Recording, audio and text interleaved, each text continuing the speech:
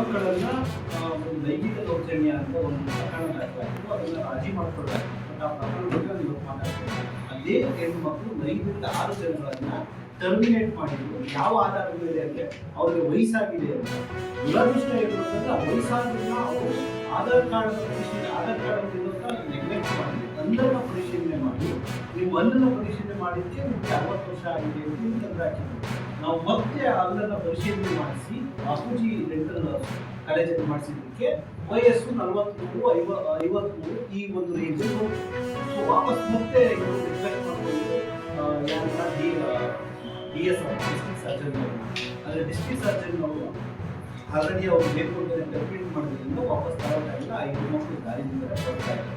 So 5 ಜನ ಹೆಣ್ಣು ಮಕ್ಕಳನ್ನ ಅವರು ಕೇವಲ ಆಧಾರ್ ಕಾರ್ಡ್ ಗೌರ್ಮೆಂಟ್ ಅವ್ರು ಕೊಟ್ಟಿದ್ದಾರೆ, ಅದಕ್ಕೊಂದು ವ್ಯಾಲ್ಯೂ ಇದೆ ಅಂತಿಲ್ಲ. ಆಧಾರ್ ಕಾರ್ಡನ್ನು ನಾವು ಪರಿಗಣಿಸಲಿಲ್ಲ, ಅದನ್ನು ಮಾಡಿ